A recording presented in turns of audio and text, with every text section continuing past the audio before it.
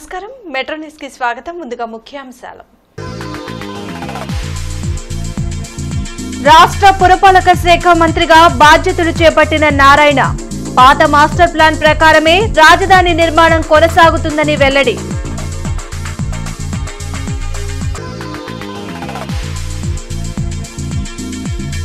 ఉండవల్లిలో రెండో రోజు మంత్రి లోకేష్ ప్రజా దర్బార్ మంగళగిరి నియోజకవర్గ ప్రజలకు అండగా ఉంటానని భరోసా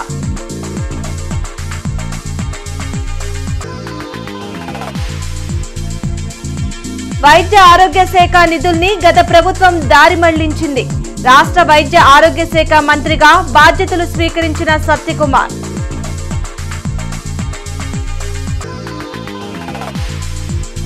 కూటమి ప్రభుత్వం ఇచ్చిన ప్రతి హామీని అమలు చేస్తుందన్న ఎమ్మెల్యే గల్లా మాధవి సామాజిక పెన్షన్ పెంపుపై సీఎం చంద్రబాబు ఫ్లెక్స్ కి పాలాభిషేకం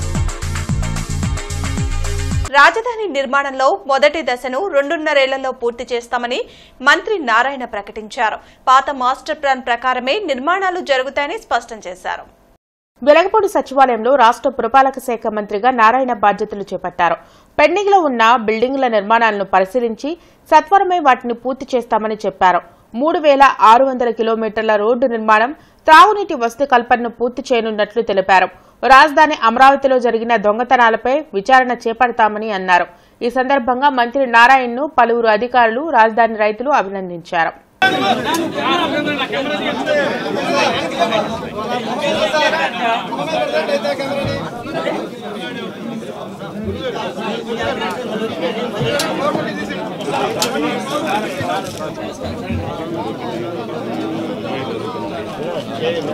ప్రపంచంలో ఉన్న టాప్ 5 రాజధానుల్లో ఒకటి చేయాలని ప్రపంచంలో ఉన్న టాప్ 5 రాజధానుల్లో ఒకటిగా ఉండాలి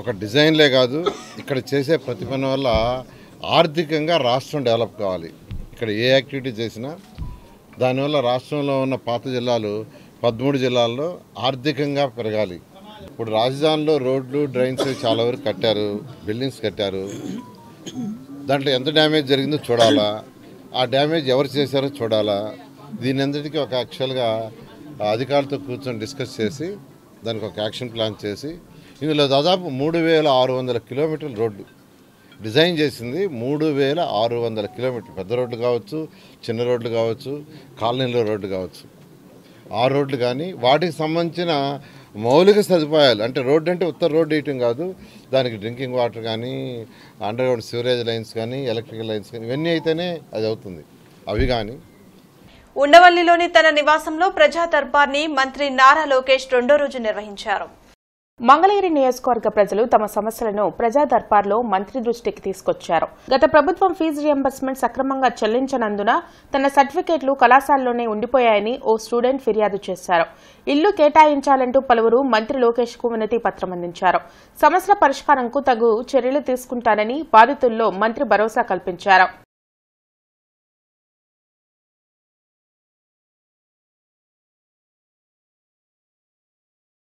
రాష్ట్ర వైద్య ఆరోగ్య శాఖ మంత్రిగా సత్యకుమార్ బాధ్యతలు స్వీకరించారు వెలగపూడి సచివాలయంలోని ఆయన ఛాంబర్లో ప్రత్యేక పూజలు నిర్వహించిన అనంతరం మంత్రిగా బాధ్యతలు చేపట్టారు పేదలకు మెరుగైన వైద్యం అందించేందుకు తన వంతు కృషి చేస్తానని హామీ ఇచ్చారు గత ప్రభుత్వంలో వైద్య ఆరోగ్య శాఖలో జరిగిన అక్రమాలపై విచారణ జరిపించి బాధ్యులపై కఠిన చర్యలు తీసుకుంటామని తెలిపారు వైసీపీ ప్రభుత్వం ఆర్భాటాలు ఎక్కువ చేసి పని తక్కువ చేసిందని మంత్రి సత్యకుమార్ విమర్శించారు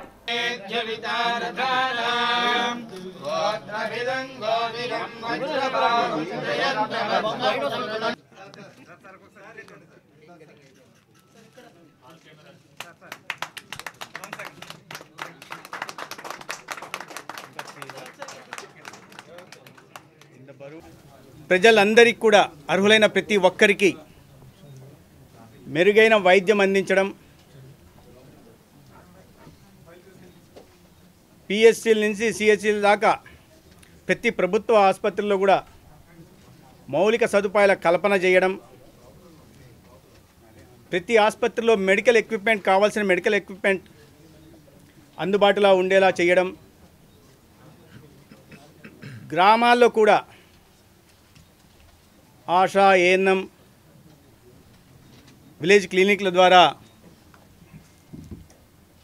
మెరుగైన వైద్యం అందుబాటులో ఉండేలా చేయడం ఈ ప్రభుత్వ బాధ్యత. గత 5 సంవత్సరాల్లో ప్రచారం ఎక్కువ, పని తక్కువగా జరిగినట్టుగా అనిపిస్తూ ఉంది. పూర్తిగా జరగలేదని నేను చెప్పట్లేదు, కానీ జరగాల్సిన రీతిలో జరగలేదని మాత్రం ఖచ్చితంగా చెప్తున్నాను. ఆరోగ్య శాఖకే అనారోగ్యం తెచ్చే పరిస్థితి 5 సంవత్సరాల్లో జరిగింది. మళ్ళీ చెప్తున్న రాజకీయ విమర్శల కోసం నేను చెప్పట్లా, కానీ పరిస్థితులు అలా ఉన్నాయి. ఆరోగ్యశ్రీని నిర్వీర్యం చేసే ప్రయత్నం చేశారు. అనేక పథకాల్లో 60% కేంద్రం నుంచి నిధులు, వాటిని లీకేజీలు కమిషన్ల మీద ఎక్కువ పోయింది తప్పిస్తే దాని లబ్ధి అందాల్సిన విధంగా పేద ప్రజలకు అందే ప్రయత్నం చేయలేదు. వీటన్నిటి మీద లోతుగా పరిశీలించి ఒక శ్వేతపత్రం డిపార్ట్మెంట్ల వారీగా శ్వేతపత్రం విడుదల చేస్తాం. దాని తర్వాత శ్వేతపత్రం ఆధారంగా జరిగిన తప్పుల పరంగా ఖచ్చితంగా చర్యలుంటాయి. రాబోయే రోజుల్లో రాష్ట్ర సచివాలయం రాజధాని ప్రాంతంలో కార్యకలాపాలు పెరుగుతాయని చంద్రబాబు చెప్పారు. ఇందుకు అనుగుణంగా సచివాలయానికి వచ్చి వెళ్లే వారి కోసం రహదారులు, రవాణా, ఇతర సౌకర్యాలు పెంచుతామని వివరించారు. పోలవరం పర్యటనతో తన క్షేత్రస్థాయి పర్యటనలు ప్రారంభమవుతాయని సీఎం తెలిపారు. ప్రజల్లోకి వెళ్లినప్పుడు పరదాలు, బ్యారికేడ్లు, ఆంక్షలు ఉండకూడదనేది మా విధానం. భద్రతా నిబంధనలు పాటిస్తూనే సాధ్యమైనంత వరకు వారికి అందుబాటులో ఉంటా అని తనను కలిసిన మీడియా ప్రతినిధులతో సీఎం చంద్రబాబు చెప్పారు. రాష్ట్ర ముఖ్యమంత్రి సామాజిక పెన్షన్లను పెంచి పేదల జీవితాల్లో వెలుగులు నింపారని పశ్చిమ నియోజకవర్గ ఎమ్మెల్యే గల్లా మాధవి అన్నారు. పెన్షన్లను పెంచుతూ రాష్ట్ర ప్రభుత్వం ఉత్తర్వులు జారీ చేయడంతో పెన్షన్దారులతో కలిసి ఎమ్మెల్యే గల్లా మాధవి చంద్రబాబు చిత్రపటానికి పాలాభిషేకం నిర్వహించారు. శ్రీనివాసరావుపేటలో జరిగిన కార్యక్రమంలో గల్లా మాధవి మాట్లాడుతూ వృద్ధులకు 3,000 రూపాయల ఉన్న పెన్షన్ను 4,000 రూపాయలకు, వికలాంగుల పెన్షన్ 6,000 రూపాయలకు పెంచడంతో పెన్షన్దారుల్లో సంతోషం నెలకొందన్నారు. వైసీపీ నాయకులు ఎన్నికల సమయంలో రాజకీయ లబ్ధి కోసం పెన్షన్దారుల్లో భయాన పరిస్థితిని రేకెత్తించారన్నారు. అధికారంలోకి వచ్చిన మొదటి రోజే పెన్షన్లు పెంచడంతో ప్రజల్లో కూటమి ప్రభుత్వంపై నమ్మకం ఏర్పడిందన్నారు. కూటమి ప్రభుత్వం పూర్తిగా పెన్షన్లు ఎత్తేస్తుంది, పూర్తిగా సంక్షేమ కార్యక్రమాలను ఎత్తేస్తుంది అని చెప్పి దుష్ప్రచారాలు చేసి వాళ్ళని మనసులో భయాందోళన నింపడమే కాకుండా తీవ్ర ఆవేదనలకు గురి చేయడమే కాకుండా కొంతమంది ప్రాణాలను కూడా బలిగొన్న సంఘటనలు మనం ఎన్నో చూసాం. వాటన్నిటికీ చెక్ పెడుతూ చంద్రబాబు నాయుడు గారు వచ్చి రాగానే ప్రమాణ స్వీకారం అయిన మరుసటి రోజే పెన్షన్లు పెంచే దిశగా ఆయన సంతకం చేసి ప్రతి ఒక్కరి మనసుల్లో ఆనందాన్ని నింపారు. ఆయనకు సర్వతా ప్రతి ఒక్కరూ కూడా కృతజ్ఞతలు తెలుపుకోవాలి. ప్రతి ఒక్క లబ్ధిదారుడు కూడా వారి పేరును నమోదు చేసుకొని ఈ యొక్క అవకాశాన్ని అందిపుచ్చుకోవాల్సిందిగా మేము కోరుకుంటున్నాం. మా కార్యాలయం కానివ్వండి, నాయకులు కానివ్వండి, సర్వదా వారికి ఈ సంక్షేమాన్ని అందించే దిశగా సిద్ధంగా ఉంటాము.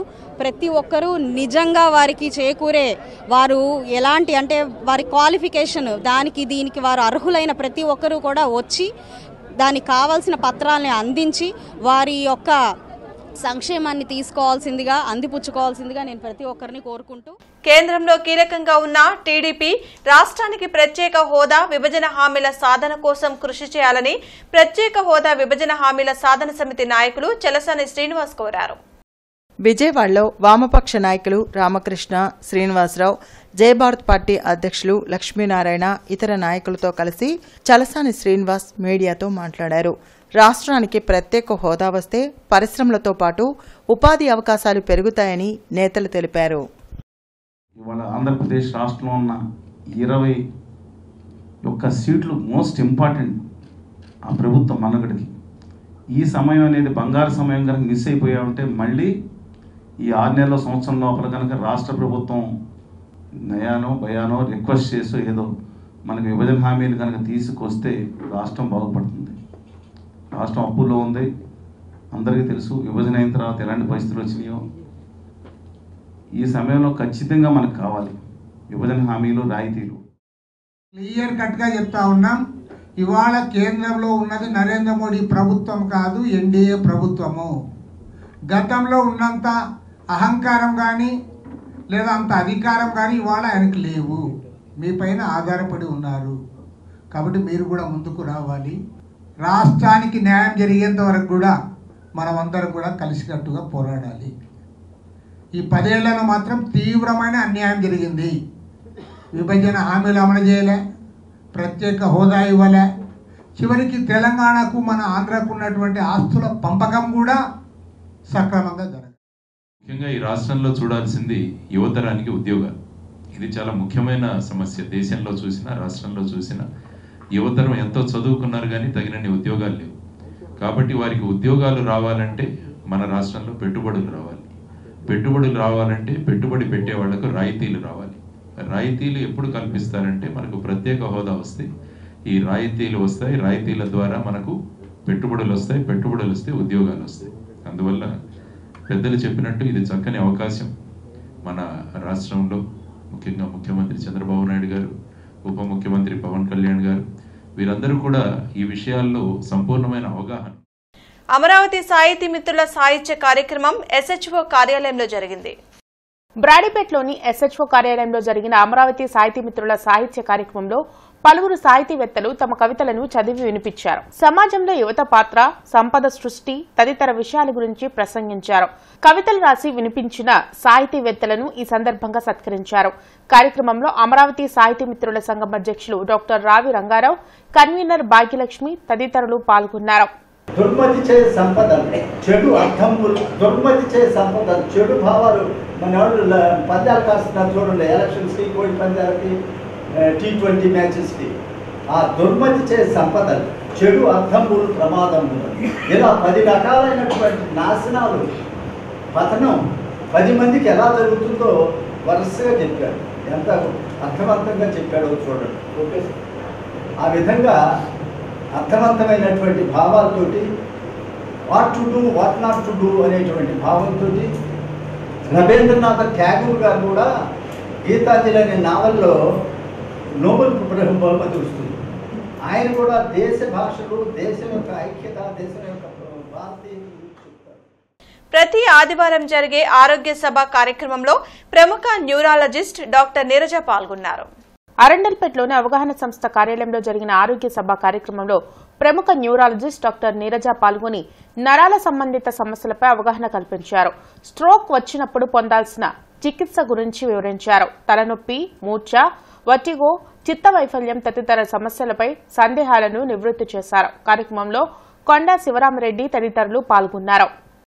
చెయ్యి కాలు తిమ్మిళ్ళు, కొంతమంది వచ్చారు అకౌంటెంట్, డబ్బులు లెక్క పెడతా ఉన్నాడు, సడన్ గా లెక్క రాలేదు అంటే సడన్ గా నంబర్స్ మర్చిపోయాడు. సో అది కూడా స్ట్రోకే అన్నట్టు. సో హఠాత్తుగా బ్రెయిన్ ఫంక్షన్ ఏది తగ్గినా సరే అర్జెంటుగా హాస్పిటల్కి వెళ్ళిపోవాలి. ట్రీట్మెంట్ ఎప్పుడు ఇస్తారు అనేది చాలా చాలా ఇంపార్టెంట్. ఏమి ఇచ్చారు అనే దానికన్నా మామూలుగా హార్ట్ అటాక్, స్ట్రోక్ రెండు ఒకటే. ఇది ప్రాణాల మీదకి వచ్చింది, గుండెమో బ్రెయిన్ ఏం చేసింది అంటే మంచం మీద వేసింది. కానీ మనకి రెండు ఇంపార్టెంటే. ఉన్నంతకాలం మన కాళ్ళ మీద మనం నిలబడాలి, మాట్లాడగలగాలి. శ్రీ షిరిడి సాయి ఆధ్యాత్మిక సేవా సమితి ఆధ్వర్యంలో అనాథ శరణాలయం విద్యార్థులకు స్కూల్ బ్యాగ్స్, పుస్తకాల పంపిణీ కార్యక్రమం జరిగింది. రెడ్డిపాలెంలో జరిగిన కార్యక్రమంలో ధృతి health care MD doctor Repuri Harikrishna పాల్గొని విద్యార్థులకు పుస్తకాలు, స్కూల్ బ్యాగులను పంపిణీ చేశారు. అనాథ పిల్లలకు ఉచిత సౌకర్యాలు కల్పించడమే కాకుండా వారికి మంచి విద్యాబుద్ధులు నేర్పించేలా కృషి చేయడం అభినందనీయమన్నారు. ఈ సందర్భంగా పుస్తకాల పంపిణీకి సహకరించిన దాతలకు షిరిడి సాయి ఆధ్యాత్మిక సేవా సమితి సభ్యులు కృతజ్ఞతలు తెలిపారు. ఈ కార్యక్రమంలో ఓరుగంటి విశ్వనాథం, శ్రీధర్, జొన్నలగడ్డ లలిత ప్రసాద్, ఎడవల్లి ఉమామహేశ్వరరావు తదితరులు పాల్గొన్నారు. ఈ సంవత్సరం స్కూల్కి వెళ్ళడానికి school bags, lunch bag, books ఈ కమిటీ వాళ్ళ ఆధ్వర్యంలో చూడటం జరిగింది. పిల్లలు చాలా ఉత్సాహంగా ఉన్నారు, చాలా యాక్టివ్గా ఉన్నారు. సో కమిటీ వాళ్ళందరికీ ధన్యవాదాలండి. ఇంత కష్టపడి ఈ పిల్లలందరినీ చాలా జాగ్రత్తగా పెంచుతున్నారు. మంచి క్రమశిక్షణలో ఉన్నారు పిల్లలందరూ. ఇలాగే పిల్లలు బాగా చదువుకొని మంచి పొజిషన్స్లో రావాలని మనస్ఫూర్తిగా కోరుకుంటున్నాను. ఇక్కడ ఉన్న అనాథ ఆశ్రమం, వృద్ధాశ్రమంలో చిన్నారులకు ప్రతి సంవత్సరం లాగానే ఈ సంవత్సరం కూడా స్కూల్ సంబంధిత వస్తువులు అనగా పుస్తకాలు, బ్యాగులు, పెన్నులు, టిఫిన్ క్యారియర్లు ఇవన్నీ పంపిణీ కార్యక్రమం చేయడం జరిగింది. దీనికి ఎంతోమంది సహాయ సహకారాలు అందిస్తున్నారు. వారందరికీ ఈ సందర్భంగా నేను ధన్యవాదాలు తెలియజేస్తున్నాను నా తరఫున. అరగ్రహారం లక్ష్మీ నరసింహస్వామి దేవస్థానంలో గాయత్రీమాత జయంతి కార్యక్రమాన్ని ఘనంగా నిర్వహించారు. గాయత్రీమాత జయంతి సందర్భంగా నిర్వహించిన పంచకుడముల గాయత్రి మహాయజ్ఞ కార్యక్రమంలో పశ్చిమ నియోజకవర్గ ఎమ్మెల్యే గల్లా మాధవి పాల్గొన్నారు. మహాయజ్ఞ కార్యక్రమంలో ఎమ్మెల్యే పాల్గొని ప్రత్యేక పూజలు చేశారు.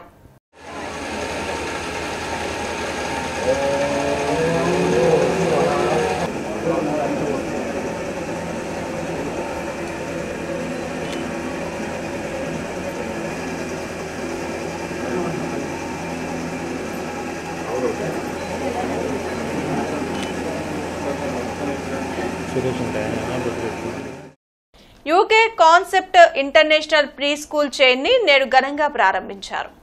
శ్రీరామ్ నగర్ లో నూతనంగా ఏర్పాటు చేసిన స్కూల్ ను social welfare district coordinator Padmaja ప్రారంభించారు. ఇంటర్నేషనల్ విద్యా ప్రమాణాలతో నిర్వహించనున్న pre school, play school, nursery, LKG, UKG, day care సౌకర్యాలను కల్పించినట్లు తెలిపారు.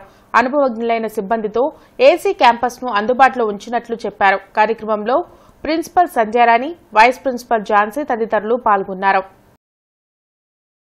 ఆల్ఫాబెట్ ఇంటర్నేషనల్ స్కూల్ గుంటూరులో ఫస్ట్ టైం పెట్టారు. ఈ స్కూల్ వచ్చేసి శ్రీరామ్ నగర్ ఫస్ట్ లైన్లో స్టార్ట్ చేశారు. అండ్ ఈ స్కూల్లో అన్ని ఫెసిలిటీస్ అవైలబుల్. ఏజ్ వచ్చేసి పిల్లలకి 2 to 6 years దగ్గర నుండి స్టార్ట్ అవుతుంది. And play school, nursery, LKG, UKG అవైలబుల్గా ఉన్నాయి. Day care also available. Contact అవ్వండి. అండ్ ఇక్కడ స్కూల్లో ఫెసిలిటీస్ అన్నీ ఉన్నాయి. ఫ్యాకల్టీ ఉంటారు, qualified faculty, CCTV surveillance and security, no issues. సెక్యూరిటీకి అందరూ ఉంటారు. అండ్ ఆయమ్మ వాళ్ళు, డే కేర్ అందరూ ఉంటారు. Maid and everyone is available here. జిల్లా జనసేన పార్టీ అధికార ప్రతినిధి ఆళ్లహరి పుట్టినరోజు సందర్భంగా నగరంలో పలు సేవా కార్యక్రమాలు జరిగాయి. పటాభిపురం చిల్డ్రన్స్ ఆశ్రమంలోనూ, ప్రభుత్వాసుపత్రి వద్ద అన్నదాన కార్యక్రమాలతో పాటు పలు ప్రాంతాల్లో కేక్ కట్ చేసి వేడుకలు నిర్వహించారు. శ్రీనివాసరావు తోటలో జరిగిన వేడుకల్లో ముఖ్య అతిథిగా పాల్గొన్న పశ్చిమ నియోజకవర్గ ఎమ్మెల్యే గల్లామాధవి మాట్లాడుతూ ప్రజా సమస్యలపై నిరంతరం పోరాడుతూ నిత్యం ప్రజలతో మమేకమవుతూ ప్రజల మధ్య తన జీవితాన్ని గడుపుతున్న ఆళ్లహరి ప్రజల హృదయాల్లో గొప్ప స్థానాన్ని సంపాదించుకున్నారన్నారు. కార్మికులు, కర్షకులు న్యాయమైన డిమాండ్ల సాధనకై ఎన్నో ఉద్యమాలు చేశారని, ఈ క్రమంలో ఎన్నో కష్టాలు ఎదుర్కోవడమే కాకుండా పోలీసుల కేసులు కూడా ఎదుర్కొన్నారని మాధవి అన్నారు. మోదీ, చంద్రబాబు, పవన్ కళ్యాణ్ కృషితో ఏర్పడ్డ కూటమి ప్రభుత్వంలో ప్రజలు మెచ్చే విధంగా బాధ్యతగా పరిపాలన చేస్తామని మాధవి తెలిపారు. ఈ వేడుకల్లో టీడీపీ, జనసేన, బీజేపీ నాయకులు, ప్రజా సంఘాల నేతలు, ప్రజలు పెద్ద ఎత్తున పాల్గొన్నారు. వారి సమస్యలు పరిష్కరించే వ్యక్తిగా ఆయన ఎప్పుడు మీ అందరికీ చేరువలోనే ఉన్నారు. అలాంటి వ్యక్తులకి నాయకులు కూడా ఎప్పుడు అండగా ఉంటారు.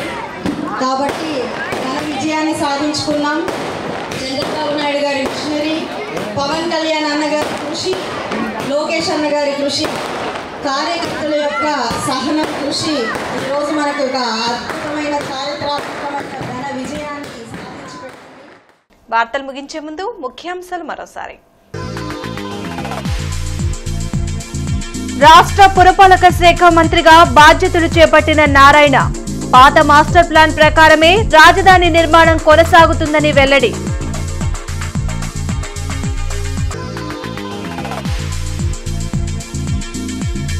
ఉండవల్లిలో రెండో రోజు మంత్రి లోకేష్ ప్రజా దర్బార్. మంగళగిరి నియోజకవర్గ ప్రజలకు అండగా ఉంటానని భరోసా.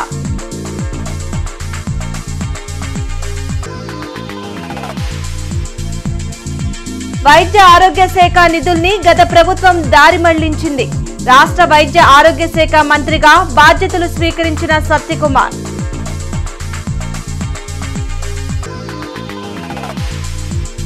కూటమి ప్రభుత్వం ఇచ్చిన ప్రతి హామీని అమలు చేస్తుందన్న ఎమ్మెల్యే గల్లా మాధవి. సామాజిక పెన్షన్ పెంపుపై సీఎం చంద్రబాబు ఫ్లెక్స్ కి పాలాభిషేకం. ఈ వార్తలు ఇంతటితో సమాప్తం. నమస్కారం.